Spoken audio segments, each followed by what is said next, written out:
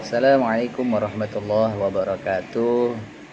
Hamdan wa syukron lillah, salatan wa salaman ala rasulillah. Ayo ikhwah, sebelumnya kami ucapkan terima kasih jazakumullah khairul jaza kepada para subscriber yang telah mensubscribe channel Azanul Sauti. Alhamdulillah, pada hari ini kami juga mengucapkan kesyukuran yang mendalam, yang besar, sebesar-besarnya kepada Allah Subhanahu wa taala dan kepada para kawan-kawan sekalian yang belum di-subscribe, silahkan di-subscribe di sini, kemudian ditekan tombol loncengnya agar dapat mengetahui notifikasi-notifikasi terbaru dari kami. Terima kasih kami ucapkan jazakumullah khairul jaza, dan kalau nanti ada iklan mohon jangan di-skip ya, biarkan saja untuk berjalan iklannya seperti biasa. Baik, pada kesempatan kali ini kami akan menyampaikan beberapa untayan hadis baginda Rasulullah Shallallahu Alaihi Wasallam yang diriwayatkan oleh Imam Bukhari dan Muslim, yang berbunyi Bismillahirrahmanirrahim. Qala Rasulullah Shallallahu Alaihi Wasallam, la tahasadu wa la tanajashu wala tabaghadu wala tadabaru wa kunu ibadallahi ikhwana.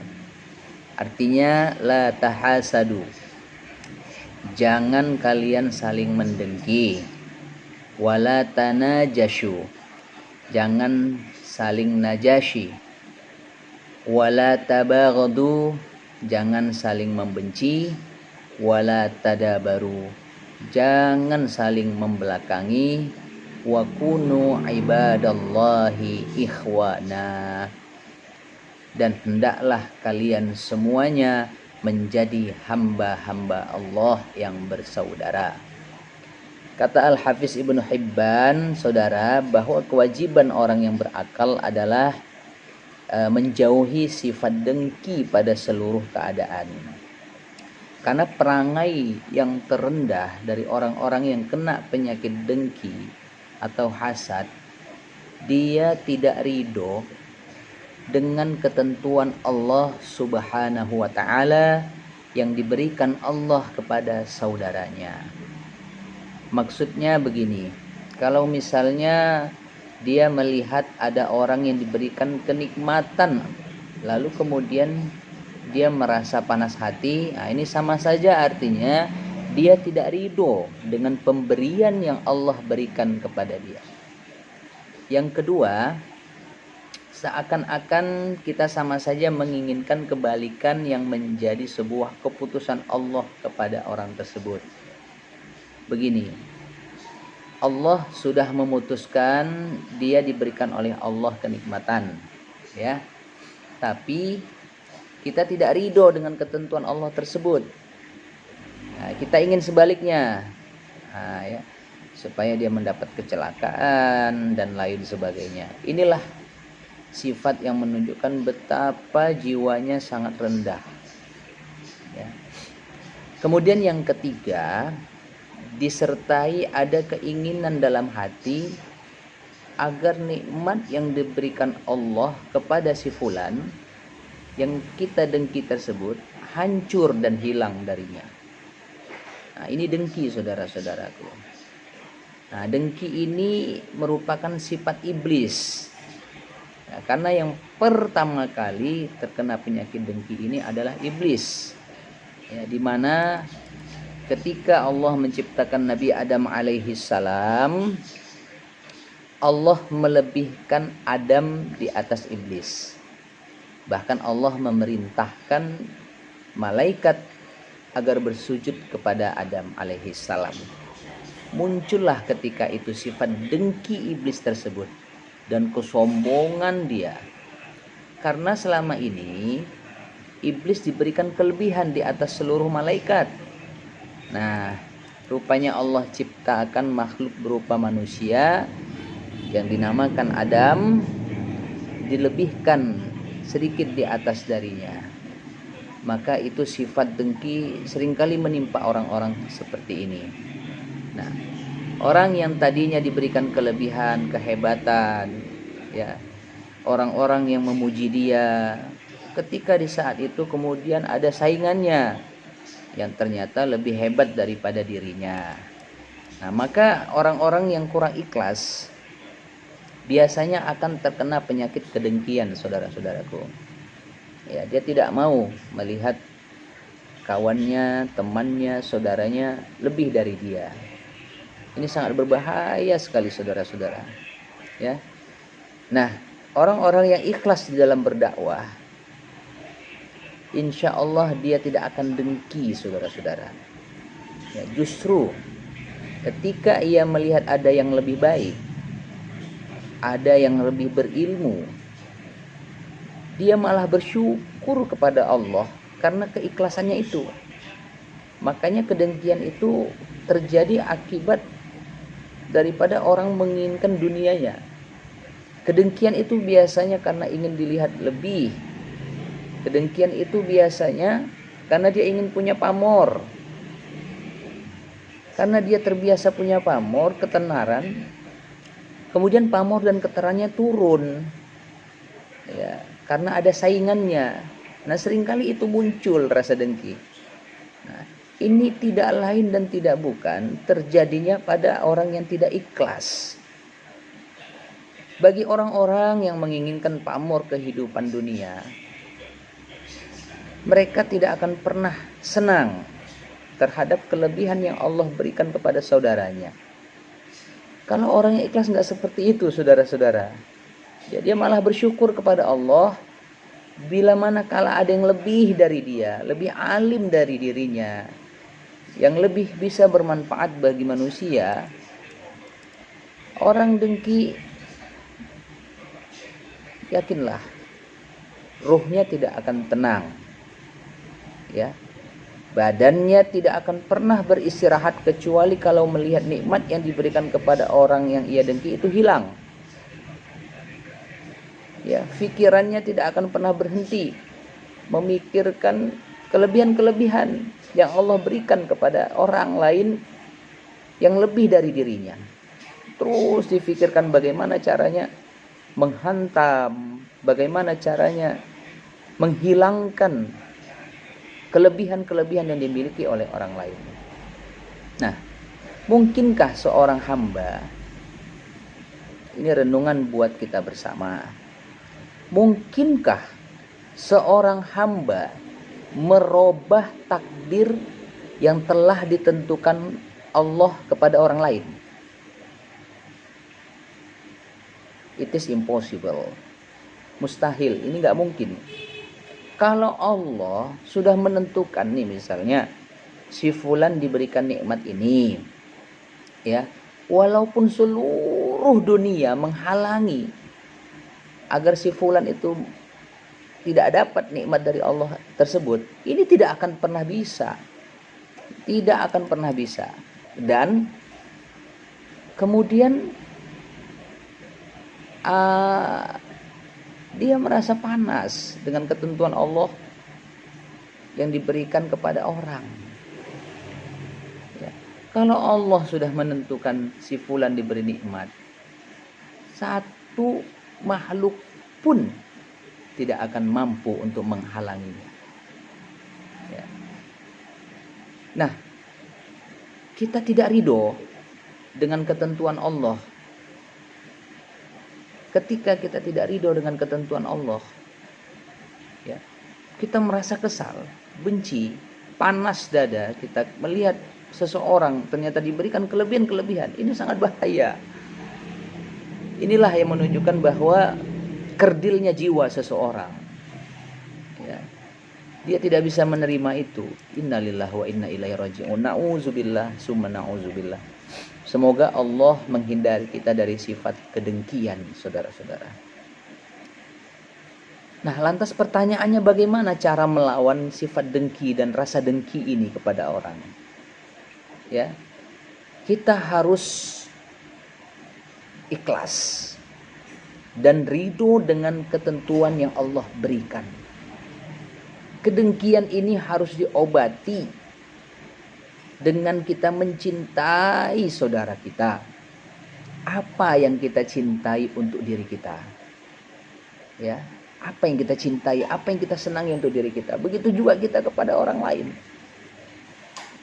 Sabda Rasulullah Shallallahu Alaihi Wasallam, Bismillahirrahmanirrahim, la yu'minu ahadukum hatta yuhibba li akhihi ma yuhibbu li nafsi. Tidak sempurna ya iman seseorang dari kamu sampai ia menyukai saudaranya apa yang ia sukai untuk dirinya. Hadis riwayat Bukhari dan Muslim. Saudara-saudaraku, apabila kita amalkan hadis ini, insya Allah kita akan bebas dari sifat hasad, iri, dengki. Karena Rasulullah Shallallahu Alaihi Wasallam mengatakan tidak beriman seseorang dari kamu. Artinya berkuranglah keimanannya sampai ia menyukai untuk saudaranya apa yang ia sukai darinya. Kalau dia suka mendapatkan kesenangan, dia juga harus suka dong saudaranya mendapat kelebihan dan kesenangan. Kalau dia suka diberikan oleh Allah kenikmatan, maka dia juga harus berusaha untuk suka melihat saudaranya diberikan oleh Allah Subhanahu wa taala kenikmatan dan kesenangan yang sama seperti dia merasakan kesenangan dari Allah. Saudara-saudara, maka apa saja yang kita suka untuk saudara kita suka untuk saudara kita. Kalau kita seperti itu, insya Allah sedikit demi sedikit kita akan bisa mengikis penyakit kedengkian yang ada di dalam hati kita. Dan tentu ketika penyakit itu bertengger di hati kita, kita juga berusaha untuk menghilangkannya dengan cara kita memberikan hadiah kepada saudara kita. Berat, tapi berusahalah, berupayalah. Yang kita bayangkan ini adalah merupakan perintah Allah dan perintah Rasulullah Sallallahu Alaihi Wasallam. Niatkan untuk kita menjalankan perintah Allah, mendapatkan ridha Allah. Rasulullah Shallallahu Alaihi Wasallam tahadau, tahabbu. Hadis riwayat Bukhari, saling memberikan hadiah, niscaya kamu akan saling mencintai. Usahakan yang memulai mengucapkan salam kepada dia adalah kita. Karena dengan menyebarkan salam itu akan menimbulkan rasa cinta dan menghilangkan kedengkian. Kita doakan kepadanya dari kejauhan. Kita doakan ia. Maka dengan cara itu, insya Allah sedikit demi sedikit kita bisa mengikis rasa dengki dalam hati kita kepada orang lain. Adapun kalau kita tidak diobati, biasanya akan menimbulkan penyakit-penyakit lain, saudara-saudaraku. Ketika kita dengki kepada seseorang yang kita tidak berusaha untuk mengobatinya, akibatnya biasanya kita akan mencari-cari kesalahan dia, gembira dengan kesalahan dia. Bahkan kita umbar-umbar, kita upload misalnya di YouTube, di Facebook, di media-media sosial lainnya untuk menjelek-jelekkan saudara kita. Kalau dia sudah mendapatkan kesalahan itu, dia sebarkan sindir-sindir ya dan lainnya. Maka seperti ini amat tidak baik sekali, saudara. Orang yang punya akal, kalau ternyata ada rasa dengki kepada saudaranya, maka akal itu akan menghantarkannya untuk berusaha sekuat tenaga menyembunyikan rasa dengki dan tidak memperlihatkan kedengkian itu. Dan dia akan berusaha menghilangkannya, mengobatinya. Ini ciri orang yang berakal, yang takut kepada Allah Subhanahu wa taala dan senantiasa ingin menjalankan sunnah baginda Rasulullah. Kebanyakan biasanya kedengkian ini menimpa salah satu dua orang yang seperti kami sampaikan. Yang pertama adalah teman-teman yang sebanding. artinya sebanding dalam ilmu, selepel dalam ilmu, dalam harta, sebanding karena tidak ada tandingan, ya. Sehingga seringkali muncul kedengkian. Sesama pedagang misalnya, ya, kok dagangan dia laris, dagangan saya kurang, ya. Sesama pengusaha, ya, dengki melihat usaha temannya dicari-cari kesalahan, na'udzubillah summa na'udzubillah. Merasa ada yang menyainginya, maka hal seperti ini seringkali muncul kedengkian. Begitu juga jabatan, ya. Yang kedua, yang sejenis, ya. Kalau tadi sebandingnya, sekarang yang sejenis. Pedagang biasanya akan benci kepada pedagang lainnya. Ketika ia sedang berdagang, tahu-tahu ada saingannya muncul. Nah, disitulah hati menjadi panas. Orang yang tidak beriman itu sampai pergi ke dukun, na'udzubillah, menyantet dan lain sebagainya. Bagaimana caranya supaya saingannya itu tidak laris? Masya Allah, ini musibah terbesar. Sesama pegawai di sebuah perusahaan, sesama pejabat saling sikut, ya, sikut menyikut, menggunakan manajemen kata lompat, sikut kanan, sikut kiri, injek ke bawah, jilat ke atas, na'udzubillah. Ini sering sekali muncul kedengkian ini. Bahkan sesama ustadz pun begitu kadang-kadang, saudara. Na'udzubillah min zalik. Kita berlindung kepada Allah, semoga kita dihindari dari hal-hal tersebut. Oleh sebab itu, kalaulah hasad ini muncul, ya, berupayalah untuk menghilangkannya. Petani dengan petani yang satu, ya, dokter dengan dokter yang satu, ya. Biasanya terjadi kedengkian yang seperti ini karena menganggap saudaranya itu adalah saingannya dalam hal duniawi. Hadirin saudara-saudaraku, tidaklah seseorang mencapai salah satu martabat dunia kecuali pasti ada orang yang tidak suka atau ada orang yang dengki.